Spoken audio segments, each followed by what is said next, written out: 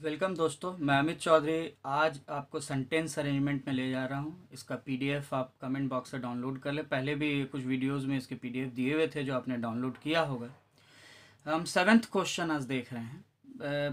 काफ़ी simple question है, एक बार इससे शुरुआत करते हैं।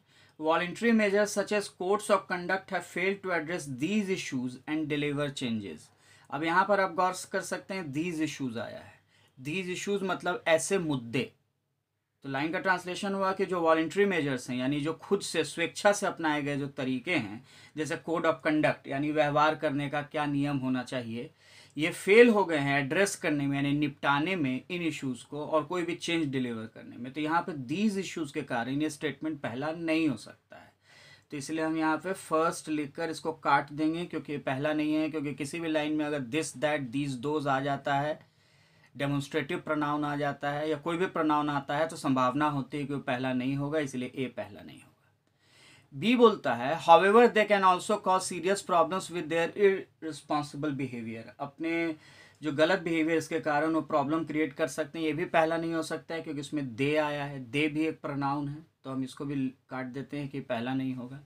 सी बोलता है companies are a powerful force for good, यानी जो कंपनीज हैं वो अच्छाई की एक मजबूत ताकत होती है, ये पहला हो सकता है। इंडिपेंडेंट लाइन है, कंपनीज के बारे में बोल रहा है। डी बोल रहा है there are several instances of companies undermining workers right and damaging the environment. बहुत सारे ऐसे एग्जाम्पल्स हैं जहाँ कंपनीज वर्कर के राइट को अंडरमाइन करती हैं, उनकी अनदेखी करती हैं, इन्वायरमेंट को डैमेज करती हैं। होने को तो ये भी पहला हो सकता है क्योंकि ये इंडिपेंडेंट लाइन है। किसी को लगेगा सर यहाँ देयर आ रहा है, पहला नहीं होगा। तो मैंने आपको पहले ही बोला देयर वाला लाइन पहला हो सकता है। अगर कहीं पर दिस दैट दीज दोज आएगा तो पहला नहीं होगा। देयर तो पहला हो सकता है। बहुत सारी कहानियां शुरू होती हैं देयर वाज अ किंग, तो देयर से कोई प्रॉब्लम नहीं है। लेकिन ये लाइन नेगेटिव है। क्या हम इस नेगेटिव लाइन से शुरू करेंगे? आप कर सकते हैं, नेगेटिव से भी सेंटेंस अरेंजमेंट शुरू तो हो सकता है, लेकिन सी लाइन ज़्यादा अप्रोप्रिएट है पहला होने के लिए क्योंकि पॉजिटिव लाइन है। और पॉजिटिव लाइन से शुरू करना ज़्यादा उपयुक्त दिखता है क्योंकि गौर करना होगा कि यहाँ पर हावेवर आ रहा है। हावेवर मतलब होता है हालांकि, और हावेवर जहाँ पर आता है वहाँ पे समझिए कि एक इंटरवल होता है। जैसे कि मैं किसी आदमी के बारे में अच्छी बातें बोल रहा हूँ, कोई वो स्कूल जाता है, पढ़ाई करता है, नोट्स बनाता है, ये अच्छी बात है। अब मुझे नेगेटिव बात बोलनी है, हावेवर वो फेल कर गया, हावेवर वो पास नहीं कर पाया। तो ये जो हावेवर है ये बताता है कि कोई बात पॉजिटिव से नेगेटिव में या नेगेटिव से पॉजिटिव में बदल रही है, क्योंकि हालांकि है। और हावेवर के बाद ये लाइन में क्या है? प्रॉब्लम्स है, यानी नेगेटिव लाइन है। इसका मतलब हावेवर के पहले जो होगा वो पॉजिटिव होगा, और हावेवर के पहले पॉजिटिव होगा, इसका मतलब सेंटेंस की शुरुआत पॉजिटिव स्टेटमेंट से होनी चाहिए। इसीलिए सी ज़्यादा अप्रोप्रिएट है फर्स्ट होने के लिए, डी भी नहीं होना चाहिए। ई को देखते हैं। The company bill 2009 is thus a mean to address issues of corporate governance and ensure that companies are accountable for their financial performance and social impact। जो 2009 का कंपनी बिल है, इसलिए वो एक तरीका है, एक रास्ता है कि इन इश्यूज़ को एड्रेस किया जाए कॉर्पोरेट गवर्नेंस के, और इंश्योर किया जाए कि कंपनीज अकाउंटेबल बने, जिम्मेवार बने, रिस्पॉन्सिबल बने अपने फिनेंशियल परफॉर्मेंस और सोशल इम्पैक्ट के लिए। यहाँ पे दस का यूज़ हो रहा है। दस मतलब इसलिए होता है, जनरली ये कंक्लूजन के फॉर्म में आता है तो लास्ट में आएगा, इसीलिए लास्ट आएगा या लास्ट के पास आएगा, तो इसीलिए डी और ई नहीं होगा। F they provide jobs, boost economies and aid social and environmental development, ये भी दे का यूज हो रहा है, ये पहला नहीं होगा। तो पहला स्टेटमेंट हमारा होगा सी। ये कैसा लाइन है? Positive line. अब पॉजिटिव से शुरुआत हो गई है तो हमें दूसरा लाइन भी पॉजिटिव डालना चाहिए। तो दूसरा लाइन पॉजिटिव क्या है? एफ, क्योंकि यहाँ पे दिया हुआ है कि वो लोग इन्वायरमेंट को बेहतर बनाते हैं और ये सारी चीज़ें वो लोग इन्वायरमेंटल डेवलपमेंट करते हैं, इकोनॉमीज़ को बूस्ट करते हैं। तो हमारा दूसरा हो जाना चाहिए एफ़। तो हमने 2 मार्क कर दिया एफ़ को। अब देखते हैं बाकी सारे लाइन को। तो हमको पता है ए भी नेगेटिव है क्योंकि यहाँ फेल होने की बात बोली जा रही है। बी भी नेगेटिव है, प्रॉब्लम्स की बात बोली जा रही है। डी भी नेगेटिव है, यहाँ भी वर्कर राइट को डैमेज करना और सारा ये नेगेटिव बात बोला जा रहा है। और ये तो एक तरह का सॉल्यूशन है, लास्ट में आएगा। तो हमारा पहला सी हो गया, दूसरा एफ हो गया। अब तीसरा कौन होगा? तीसरा अब नेगेटिव ही होना पड़ेगा। नेगेटिव का कौन सा लाइन? जिसमें हाउएवर है, क्योंकि जब आपने एक पॉजिटिव बात बोल दी तो अब आपको नेगेटिव बात बोलना है, तो आपको हालांकि लगाना पड़ेगा। इसलिए हम तीसरा किसको कर देंगे? तो तीसरा हम बी को कर देंगे। तो पहला हो गया सी, दूसरा हो गया पॉजिटिव में एफ, और तीसरा अब नेगेटिव शुरू हो गया बी। अब यहाँ पर प्रॉब्लम्स की बात हो गई है, अब प्रॉब्लम्स आ गया। अब इन प्रॉब्लम्स का आपको एग्जाम्पल देना चाहिए। यहाँ पर एग्जाम्पल दिया हुआ है, तो चौथा कौन सा होना चाहिए? तो चौथा होना चाहिए हमारा डी। चौथा अब हमारा डी हो गया। अब जब चौथा हमारा डी हो गया तो अब हमारे पास दो लाइन बचे हैं, ए और ई। ई तो फाइनल में 10 आ रहा है, इसीलिए पांचवा हमको ए कर देना चाहिए, क्योंकि ये बोल रहा है कि हमने बहुत सारे प्रयास किए, कोड ऑफ कंडक्ट बनाए, लेकिन ये इशू चेंज ठीक नहीं हो पाए, और तब फाइनल में आएगा कि इसीलिए हमने 2009 में कंपनी बिल को पास किया, जिसके बाद कंपनीज को अकाउंटेबल बनाया जा सके। यानी कि इसका अगर सीक्वेंस आप देखिए तो सी पहला, उसके बाद एफ दूसरा, उसके बाद बी तीसरा, और चौथा में हमारा डी, और पांचवा हमारा ए, और छठा हमारा ई। ये हो गया इसका अरेंजमेंट। अब हम लोग एक 8वां नंबर का सेंटेंस अरेंजमेंट देखने की कोशिश कर रहे हैं। 8वां नंबर का सवाल अगर आप देखें तो 8वां नंबर का सवाल बोलता है A, they are not bothered to break rules of the society, laws and even relations. ये लाइन में दे का यूज हो रहा है, तो इसका मतलब ये पहला नहीं होगा। बी क्या बोलता है? बट वन, बट लगा हुआ है, पहला नहीं होगा। यहाँ भी दे आ रहा है, पहला नहीं होगा क्योंकि प्रोनाउन है। See, people are generally ready to go to any extent to possess these, यहाँ भी दीज आ रहा है, तो ये पहला नहीं होगा। डी, ऑल दिस शिफ्ट आ रहा है, फिर प्रोनाउन आ रहा है, पहला नहीं होगा। और this is all because of the undue importance attach to these aspects, यहाँ भी दीज आ रहा है, ये भी पहला नहीं होगा। यानी ए बी सी डी में से कोई भी पहला नहीं हो सकता है। तो पहला कौन होगा? पहला हमारा होगा एफ। क्यों? क्योंकि इसमें क्या बोल रहा है? एफ में बोल रहा है money, comfort, luxuries have dominated all other considerations these days. यही पहला होगा। तो सवाल उठता है सर इसमें भी तो दीज आ रहा है, आपने बोला तो दिस दैट दीज दोज वाला पहला नहीं होता है। लेकिन दीज डेज उसका एक्सेप्शन है, क्योंकि दीज डेज मतलब होता है ये एक तरह का मतलब ये फ्रेज जो है ये डिनोट करता है कि हम आज कल के बारे में बात करें। इसका मतलब उन दिनों या इन दिनों नहीं है, इसका मतलब ये दिन नहीं है, इसका मतलब है आज कल। तो आज कल का जब बात है तो ये पहला स्टेटमेंट दीज डेज, दीज होने के बावजूद पहला हो सकता है। तो हमारा पहला हो गया एफ। मनी, कंफर्ट, लग्जरीज ने और सारी चिंताओं पे आज विजय प्राप्त कर ली है। अब अगर ये पहला हो गया तो अब इन सब में दूसरा कौन होगा? तो अब इसको इससे पहले कि हम दूसरा तलाश करें, एक बार अगर जहां जहां दिस आ रहा है उसको हम अंडरलाइन कर लें। तो एक दिस कहाँ आ रहा है? तो एक आ रहा है दीज मटेरियलिस्टिक एस्पेक्ट्स। दूसरा दिस कहाँ आ रहा है? तो आ रहा है दिस शिफ्ट। तीसरा कहाँ आ रहा है? यहाँ आ रहा है दीज एस्पेक्ट्स। तो आप देख रहे हैं कि 3 दिस दीज आ रहा है, यहाँ पर आ रहा है दिस इंपॉर्टेंस। तो ये सारे जगह जो दिस आ रहा है हम इसको अंडरलाइन कर लिया। पेयर बनाते हैं। पेयर बनाने का मतलब है कि जहाँ पर सेम वर्ड रिपीट होगा उसका हम जोड़ा बना देंगे। अब यहाँ देखो दिस इंपॉर्टेंस है और यहाँ पे क्या है? अनड्यू इंपॉर्टेंस है। यानी इन दोनों का पेयर बनना चाहिए। कॉमन वर्ड है दिस इंपॉर्टेंस और अनड्यू इंपॉर्टेंस। पहले कौन आएगा? पहले दिस इंपॉर्टेंस आएगा कि पहले अनड्यू इंपॉर्टेंस आएगा? दिस वाला हमेशा बाद में आता है, तो ई पहले आएगा और उसके बाद दिस इंपॉर्टेंस आएगा। तो इसमें हमने 2 टिक लगा दिया। अब ध्यान दीजिए यहाँ क्या है? All this shift. तो क्या कहीं और शिफ्ट है? हाँ शिफ्ट है, यहाँ पर है शिफ्टेड। तो शिफ्टेड पहले आएगा कि दिस शिफ्ट पहले आएगा? दिस वाला बाद में आता है, तो बी के बाद डी आएगा। तो हमने इस पे 3 टिक लगा दिया डी पे, राइट। अब हम देखते हैं, गौर कीजिएगा, यहाँ है दीज मटेरियलिस्टिक एस्पेक्ट्स और यहाँ है दीज एस्पेक्ट्स। दोनों में एस्पेक्ट्स है, इन दोनों को साथ में आना चाहिए। लेकिन पहले कौन आएगा? पहले मटेरियलिस्टिक एस्पेक्ट्स आएगा कि पहले दीज एस्पेक्ट्स आएगा? तो याद रखना कि बड़ा वाला चीज पहले आता है। जैसे कि मैं अगर अपना पूरा नाम बोलूं अमित चौधरी, तो वो पहले आएगा, और मिस्टर चौधरी ये बाद में आएगा। तो कौन पहले आएगा? पहले आएगा मटेरियलिस्टिक एस्पेक्ट्स और उसके बाद क्या आएगा? These aspects. तो इसका मतलब सी जो होगा वो उस पर 1 स्टार में दे देता हूं, और जो ई है उस पर मैं 2 स्टार दे देता हूं। क्यों मैंने 2 स्टार दे दिया? क्योंकि सी के बाद ही ई आएगा। क्यों? क्योंकि यहाँ मटेरियलिस्टिक एस्पेक्ट्स है या दीज एस्पेक्ट्स है।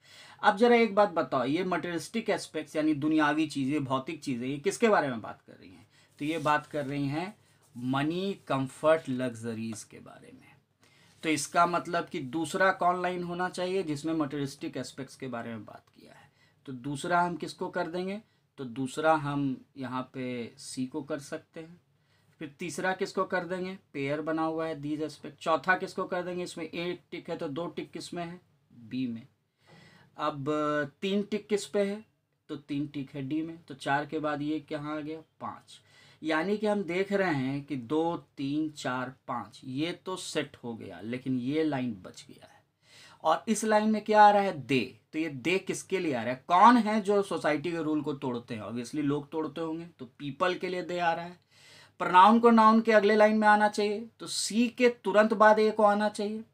इसका मतलब हमने जो सी के बाद ई का पेयर बनाया वो गलत तो नहीं है, लेकिन सी के तुरंत बाद ए को हमको प्लेस करना पड़ेगा, क्योंकि यहाँ पीपल है और यहाँ दे है। तो सी के बाद पहले आएगा और उसके बाद ई आएगा। यानी कि अब हम फाइनल कर रहे हैं, तो फाइनल कर रहे हैं तो हमने पहला कौन हो गया, तो पहला हमारा एफ हो गया। अब दूसरा कौन होगा, हमारा दूसरा ऑलरेडी हमने डिसाइड कर लिया था यहाँ पे सी, तो हमारा दूसरा हम यहाँ पे सी को मार्क कर देते हैं, 2 हो गया। अब 3 कौन होना चाहिए, होना तो चाहिए स्पेयर के हिसाब से ई, लेकिन बीच में पीपल के बाद दे आएगा, इसलिए तीसरा हम ए को मार्क कर देते हैं। अब कोई दिक्कत नहीं है, तीसरा जहाँ ये हुआ तो अब चौथा तुम मार्क कर दो। चौथा ऑलरेडी जो तुमने पेयर बनाया हुआ है ई, और ई के बाद फिर पांचवा कौन है, तो पांचवा हो गया बी, और बी के बाद छठा कौन है, तो छठा हो गया डी। यानी कि हमारा अरेंजमेंट क्या हो गया, तो हमारा अरेंजमेंट सबसे पहले तो हमने सबसे पहले हमने एफ को लिख दिया है, तो एफ सबसे पहला हो गया। दूसरा कौन हुआ, दूसरा हमारा सी हुआ। तीसरा कौन हुआ, तीसरा हमारा ए हुआ। चौथा कौन हुआ, चौथा हमारा ई हुआ। पांचवा कौन हुआ, पांचवा हमारा बी हुआ। और छठा कौन है, छठा हमारा डी हुआ। तो यानी F C A E B D is the arrangement. एक सवाल हम लोग और देखने की कोशिश कर रहे हैं। हम लोग 10 नंबर क्वेश्चन एक देख रहे हैं। 10 नंबर क्वेश्चन अगर आपको ध्यान होगा, एक बार मैंने आपको बोर्ड पे भी बनाया था, लेकिन इसको मैं एक बार शीट पे आपके सामने फिर से इसको प्रस्तुत कर रहा हूँ। तो ए को देखिए, it's prevalence reflects very badly in a society that is not able to stop this evil. ये क्या पहला होगा, नहीं होगा। क्यों पहला नहीं होगा, क्योंकि इसमें दिस एविल आ रहा है। दिस आता है तो पहला नहीं होता है, तो हम दिस एविल को अंडरलाइन कर लिए। अब दो elimination of child labour is impossible task considering the current socio economic scenario of these poor families. यहाँ भी दीज पुअर फैमिली आ रहा है, जहाँ दीज आ रहा है उसको अंडरलाइन कर लो। क्या ये पहला होगा, नहीं, ये पहला नहीं होगा, क्योंकि दीज आ रहा है। सी देयरफॉर, क्या देयरफॉर वाला लाइन पहला हो सकता है, नहीं, देयरफॉर वाला भी लाइन पहला नहीं होगा। डी क्या बोलता है, the member of these house holds. यहाँ पे क्या है, दीज हाउस होल्ड्स, क्या ये पहला होगा, नहीं, दीज वाला पहला नहीं होता। E child labour is no doubt an evil that should be done away with at the earliest. क्या ये पहला हो सकता है, बिल्कुल ये पहला हो सकता है। F but in a society, फिर बट आ रहा है, बट वाला लाइन से जो शुरुआत होगा वो पहला तो होगा नहीं, तो पहला हमारा क्या हुआ, पहला हमारा हो गया ई। अब जरा पेयर बनाइए, देखिए यहाँ पे दिस एविल आ रहा है। पहले वाले लाइन में अगर आपने गौर किया तो यहाँ दिस एविल आ रहा है, तो अब खोजिए एविल कहाँ है। तो एविल आ रहा है, जो दूसरा लाइन है जिसमें एविल आ रहा है वो है यहाँ एनेविल। यानी ई के बाद कौन आएगा, तो ई के बाद ए आएगा। यानी दूसरा लाइन क्या होगा, तो दूसरा हमारा हो जाएगा ए। तो हमने ए को दूसरा मार्क कर दिया। अब यहाँ पर देखिए, यहाँ पर आ रहा है दीज पुअर फैमिलीज। तो दीज पुअर फैमिलीज, क्या पुअर फैमिलीज कहीं और आ रहा है, यहाँ पर देखिए पुअर फैमिलीज आ रहा है। इन दोनों लाइन का पेयर बन गया। पहले कौन आएगा, पहले दीज पुअर फैमिलीज आएगा कि पहले पुअर फैमिलीज आएगा, पहले पुअर फैमिलीज आएगा तब दीज पुअर फैमिलीज आएगा। तो सी में हम एक टिक लगा दिए और बी में हम 2 टिक लगा दिए, तो इन दोनों का तो पेयर बन गया। अब यहाँ पे गौर कीजिए, दीज हाउस होल्ड है, इसके अलावा क्या कहीं हाउस होल्ड्स है, हाँ यहाँ पर मेनी हाउस होल्ड्स है। दोनों का पेयर बन गया। पहले कौन आएगा, पहले दीज हाउस होल्ड्स आएगा कि मेनी हाउस होल्ड्स आएगा, पहले मेनी हाउस होल्ड्स आएगा तब दीज हाउस होल्ड्स आएगा। मतलब हमने एक पेयर बना लिया। एफ में हमने एक स्टार बना दिया और डी में हमने 2 स्टार बना दिया। क्यों, क्योंकि यहाँ पर एफ में मेनी हाउस होल्ड्स है, यहाँ दीज हाउस होल्ड्स है। तो अब आप देख रहे हैं कि बहुत सारा हमारा सीक्वेंस बन चुका है। तो पहला तो हम ऑलरेडी डिसाइड कर चुके थे, पहला हमारा डिसाइड ई हो चुका है, दूसरा हमारा ए डिसाइड ऑलरेडी हो चुका है। अब तीसरा कौन होगा? तो तीसरा देखो, इस पर एक टिक है, इस पर दो टिक है, तो तीसरा कौन होगा? होगा तो सी, ये होगा तो चौथा। अच्छा यहाँ पे देखो, इस पे एफ में एक स्टार है और यहाँ पे दो स्टार है, तो इन दोनों में तीसरा कौन होगा? होगा तो एफ, और ये होगा तो चौथा। तो तीसरा जो भी हो सकता है सिंगल साइन वाला हो सकता है, यानी तीसरा या तो एफ होगा या फिर तीसरा सी होगा। यही दोनों में सिंगल साइन वाला है, तो सिंगल टिक या तो सिंगल स्टार। लेकिन तीसरा किसको माने? देयरफॉर वाले को माने कि बट वाले को माने? देयरफॉर वाला आपको, मुझे अंदाजा है कि आपको ये थोड़ा सा अनुमान होगा कि देयरफॉर लास्ट के साइड में, दस लास्ट के तरफ, हेंस कंक्लूजन। इसीलिए अगर हमको बीच में तीसरा खोजना है तो हम किसको चुने? एफ को चुने कि सी को चुने? बिल्कुल सही, एफ को चुनेंगे, क्योंकि एफ में बट है। अब अगर ये तीसरा हो गया एक स्टार, तो दो स्टार वाला क्या हो जाएगा? चौथा। यानी चौथा कौन सा हो गया? तो चौथा हमारा डी हो गया। चौथा अगर डी हो गया तो अब पांचवा कौन होगा? बहुत आसान है, जिस पर एक टिक है ये सी, ये पांचवा, और जिस पे दो टिक है बी, ये हो गया छठा। सारा हमारा बन गया। तो इसका मतलब हम एक बार लिख लेते हैं क्या अरेंजमेंट हो गया हमारा। अरेंजमेंट हो गया पहला ई, फिर दूसरा कौन सा हो गया हमारा? दूसरा हो गया ए, फिर तीसरा हमारा कौन सा हो गया? तीसरा हमारा हो गया एफ, फिर चौथा कौन सा हो गया? चौथा हमारा हो गया डी, फिर पांचवा सी, और छठा बी। तो ये भी हमारा अरेंजमेंट पूरा हो गया। तो इस तरीके से हम देख सकते हैं कि हम कुछ कुछ सवालों को आसानी से बना पाएंगे इस पेयरिंग टेक्निक से। एक और लास्ट क्वेश्चन हम देख रहे हैं आज इस वीडियो में, 11 नंबर। ए बोलता है development of drought resistance could benefit large number of farmer. Drought resistance मैंने सूखे के लिए अगर हम प्रतिरोधक क्षमता डेवलप करेंगे तो इससे बहुत सारे फार्मर को फायदा होगा। क्या ये पहला हो सकता है? हाँ हो सकता है, क्योंकि इसमें एक इंडिपेंडेंट लाइन है। क्या बी हेंस है? क्या ये पहला होगा? नहीं। See India has to be concern about climate changes, ये बिल्कुल पहला हो सकता है। डी दिस इम्पैक्ट, क्या दिस इम्पैक्ट वाला पहला होगा? नहीं, हम दिस को अंडरलाइन कर लेते हैं। ई में इन्वायरमेंट डे इज दस आ रहा है, क्या ये पहला होगा? नहीं। F there is a possibility of adverse impact agriculture which could deter growth, there से प्रॉब्लम नहीं है, देयर वाला भी पहला हो सकता है। तो ये भी पहला हो सकता है, ये भी पहला हो सकता है, और ये भी पहला हो सकता है। लेकिन इंडिया का नाम किस में आ रहा है? सी में। ये पैसेज किसके बारे में? इंडिया के बारे में। सिर्फ एक ही सेंटेंस है जिसमें इंडिया का नाम आ रहा है, तो हमको जगह के नाम को तो पहले लिखना पड़ेगा, अदरवाइज पता कैसे चलेगा कि हम इंडिया के बारे में बात कर रहे हैं? तो पहला होना चाहिए हमारा सी, कि India has to be concern about climatic changes, मानी इंडिया को जो जलवायु में परिवर्तन हो रहा है उसके बारे में चिंतित होना चाहिए। अब एक बात गौर कीजिए, यहाँ दिस इम्पैक्ट है, राइट, यहाँ पर एडवर्स इम्पैक्ट है। दोनों जगह आपको इम्पैक्ट दिख रहा है, इसका मतलब लग रहा है कि इन दोनों का पेयर बन सकता है। तो अगर इन दोनों का पेयर बन सकता है तो पहले दिस इम्पैक्ट आएगा कि पहले एडवर्स इम्पैक्ट आएगा? तो पहले एडवर्स इम्पैक्ट आएगा। तो इंडिया को क्लाइमेट चेंज के बारे में कंसर्न होना एक चिंता की बात आ गई। अब दूसरा लाइन एफ बना दो कि एक बुरा प्रभाव पड़ेगा एग्रीकल्चर पे, जिससे कि ग्रोथ कम होगा। अब तीसरा क्या करोगे? उस प्रॉब्लम के बारे में और बात करो, मैंने डी तीसरा, कि ये जो इम्पैक्ट है डिकेड्स एंड सेंचुरी तक चलता रहेगा। अब यहाँ तक हमने प्रॉब्लम के बारे में बात बोल दिया। अब 3 लाइन बचे हैं, ए बी और ई। ए बोल रहा है कि सूखे के लिए हमें कुछ उपाय करना होगा, बी बोल रहा है इससे इंसानी सभ्यता के पास कोई चारा नहीं है इन इम्पैक्ट्स को अपनाने का, और ई बोल रहा है इन्वायरमेंट इज दस। तो एक बात पे गौर करो, अभी दस हेंस मत देखो, क्योंकि इसमें भी हेंस है इसमें भी दस है, तो दोनों तो लास्ट में नहीं आएगा, कोई एक ही लास्ट में आएगा। गौर करो, यहाँ एडवर्स इम्पैक्ट है, उसके बाद दिस इम्पैक्ट आया, और इसमें भी दीज इम्पैक्ट्स है। तो दिस इम्पैक्ट के बाद कौन सा लाइन आना चाहिए? तो बी। क्यों? क्योंकि तीनों में इम्पैक्ट है। मतलब हमने एडवर्स इम्पैक्ट से शुरू किया, फिर हम दिस इम्पैक्ट तक ले गए, फिर हम दीज इम्पैक्ट्स तक ले गए, यानी 1 2 3 4। अब बचा है ए और ई, तो ऑब्वियसली इसमें 10 है, इसको लास्ट में लगाते हैं, तो पांचवा को हम कर देते हैं ए और छठा कर देते हैं ई। यानी हमारा अरेंजमेंट क्या हो गया? हमारा अरेंजमेंट हो गया सी से शुरू हुआ, फिर दूसरा में एफ आ गया, फिर तीसरा में हम देख सकते हैं कि हमने डी लिख दिया, फिर चौथा में हमने बी लिख दिया, फिर पांचवा में हमने ए लिख दिया, और फिर छठा में हमने कंक्लूजन में ई लिख दिया। सी एफ डी बी ए ई, ये अरेंजमेंट नजर आता है।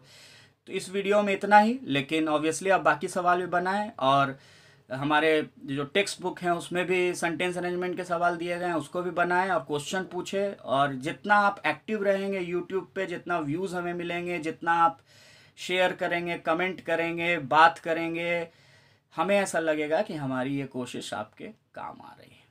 थैंक यू, फिर मिलते हैं। शुक्रिया, जय हिंद।